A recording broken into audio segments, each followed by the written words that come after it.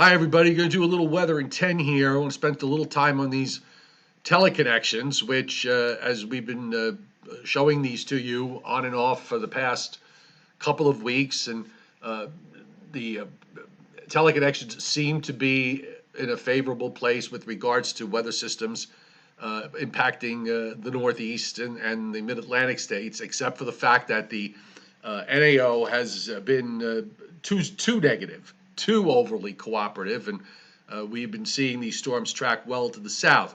I'm down in northern Georgia right now. I had snow here this morning up in the North Georgia mountains, about 100 miles north of Atlanta. So at least I got to see something today. But I'm going to try to maybe take a different spin on this and see where it takes us. Uh, the Pacific North America Index, the PNA, which means usually if it's positive, you've got a troughing in the east, ridging in the west, and a trough out at about 160. And we've seen that PNA being basically positive throughout much of the month of December. Actually started in late November. Much of the month of December, it's been positive, and for the first part of January. But all the models, all the members of the GFS anyway, in the ensemble forecast, now take the PNA strongly negative, or at least somewhat negative to strongly negative, depending on which members you look at. So you say, okay, that means we're going to have a ridge in the east. Well, maybe yes, maybe no. Because while this is going on, if we're going to see the negative Pacific North America index, we're also going to maintain this negative NAO. So that might change the character of things a bit in the eastern part of the United States, because the NAO wants to suppress everything to the south. The negative PNA is going to want to push the ridge up further to the north, push a ridge up or some ridging up in the east. So perhaps these two opposing teleconnections would set up a battle zone somewhere. And I want to emphasize somewhere, because that's the part we really don't know. These teleconnections are wonderful to look at, and they are tools, but by no means do they ever point to any kind of certitude with regards to what's going to happen. Because at the end of the day, it really depends on, well, where is the ridge? Is it at 80? Is it at 70? Is it at 60? Is it at 40? Where's the trough? Is it at 80? Is it at 70? Is it at 90? These are all the things that matter in the short range. You could have the troughs in all these different positions, and still your teleconnections might be signaling that should be favorable for cold and snow in the east. It's never a definite. It really, at the end of the day, depends on where the troughs and ridges are. And you could have opposing teleconnections that say one thing and the outcome winds up being something else. But while we have this PNA that wants to go in a different direction now, the NAO stays the same. We've got the AO, the Arctic oscillation, higher pressures up in the Arctic region, and we've been seeing the outcome of this, of course, has produced big snows in Europe. The AO is sharply negative, or it will be in a few days. And this is going to come about the time, by the way, that the polar vortex in the upper atmosphere splits for the second time in the last 3 weeks. We're going to see the AO. Some of the members start to spike it up toward the neutral line. Others don't quite get there. Some of them actually just keep it negative all the way through. So we're going to have a different teleconnection combination here.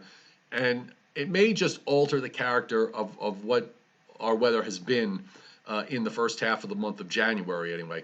So the other point I want to make here with regards to the models is that this is probably about as inconsistent a period that I've seen with weather models in a long time, especially the GFS, which seems to go all over the place in all different directions in its runs.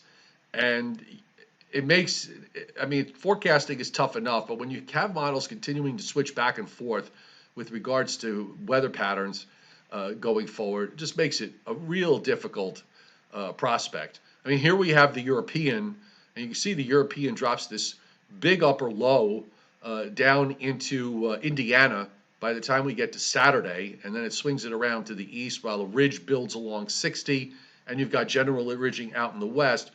So this is the European and also the GFS are now suddenly telegraphing that this weather front that's going to come through on Saturday sometime is going to be a lot more vigorous than what was advertised not too long ago. And then there's more troughing that comes in behind it. And you can see it just kind of jumps all over the place. Suddenly you've got energy that drops down into the southwest. You've got troughing just off the east coast in New England and in eastern Canada. And through all of this, the European has this very, very big block that is sitting up near Greenland. That remains the big consistent uh, aspect of the European model is that the negative NAO, that blocking high that is up there. And it would really be a matter of getting these jets that are running around, be it the northern part or the southern stream. At the moment, they just seem to be each in its own little world, not really um, coming together in any way, shape, or form. And again, this makes things very, very problematic. The one thing I do notice here on the European, at least, with these strong height rises in the North Pacific, I don't have the EPO charts, but I would suspect that the EPO is at least trending toward the neutral line, if not maybe going a little bit negative. So perhaps the big key going forward is going to be that EPO, the East Pacific Oscillation. If the EPO uh, winds up trending negative, that could alter things with regards to some of the weather action here in the eastern part of the United States. I'm going to see if yes, it's done. Good. I've been kind of curious about this. Is the 18Z GFS, which sort of went, I think, in a slightly different direction than the 12Z in some respects. But you can watch that deep trough like the European dropping down Friday into Saturday in the Great Lakes down to the Gulf states, and then it just sort of lifts up Saturday night into Sunday, negatively tilted trough. So this tells us that we're probably going to have a cold front approaching, moving through, and maybe a wave that develops on that front. And then we get some rain here of consequence, perhaps on Saturday, and then another trough of size comes along early next week, and then lifts up. And then as we move forward, uh, more troughing drops into the east. Troughing also drops in the west. So there's your negative PNA. Okay, now you've got just looking out here at 270 hours. Oddly enough, it matches up not too far away from what the European had. So you've got here's your negative PNA because you've got this trough here. Here's your negative NAO because you have higher pressures up in Greenland and in the Davis Strait, and you've got storms running in the Atlantic in the middle latitudes. And perhaps here, this is what may be your negative East Pacific oscillation. And then, of course, running through the rest of the period, I mean, you look at this, and there is, I mean, it's really hard for me to pinpoint what could basically come out of this. And we have the GFS is always using its particular imagination with regards to the long range. So I'm going to just kind of focus here just on the last run of the GFS with regards first to the system for Saturday. And we'll take a look at what's changed here because now with all that energy and troughing dropping into the east, you see this wrapped up cyclone that is sitting up near Lake Superior. It's all occluded out. Now here's your cold front with it that runs down into the Gulf states, and not a whole lot of moisture running up ahead of it, but there it's a southwest flow. Now the GFS is sort of implying here that the front's going to get through barely, and then you're going to get the second wave to develop. You see that low off the Virginia coast. You also see a little bit of snow there on the northern fringe of the precip. I will just say that if you could somehow get the north to outrun the south, and the wave starts out a little bit further to the south, it is further south than what the last run was, that there may be an outside chance that you could see rain changing to snow before it ends here. It would be a cheap thrill at the very at most, and then of course it turns windy and colder after that. And by the time we get to Sunday into Monday of next week, you will chill down again. And your next system, that trough that comes right behind it for Monday, doesn't have a whole lot to work on. Produces some snow showers there from western Pennsylvania down into North Georgia. Maybe I'll see some flakes again if that winds up verifying. And a wave does finally develop here, but it develops offshore. So you see, it's too far out, obviously, to cause any problems. But this is with the trough that gets left behind. And then after that, you have another push, another front that comes across with another low north of the lakes, a wave that comes out of the Gulf states and runs up the Appalachians with rain up the coast and snow inland. Who knows if this is even real? I mean, we've seen the runs on and off over the last number of days, trying to wrap up deep lows in long range, moving up into New England. Maybe it does, and maybe it doesn't. It's the state of the atmosphere is in such chaos right now with everything that's going on between uh, the um, the North Atlantic Oscillation with the big blocking high up in the Greenland Davis Strait area, uh, creating chaos, and then of course you've got this polar vortex situation, which is splitting again. I don't have the whole new run, so we'll just go back one run to the old, and this was back on Saturday, and here comes the next split right here. So this is on Thursday. So Wednesday into Thursday, we split the polar vortex again, and it stays split for about 5 or 6 days, maybe even a little bit longer than that, about 5 or 6 days, and then it goes back into one center over northern Siberia, northeastern Europe, and it just gets sort of stretched out here from east west. And in the meantime, you still have some anomalies here that go down into Canada. It's a little bit of an upper high that builds up in northern Canada there with the polar vortex shifted up even further to the north. I don't know what the longer term implications of this.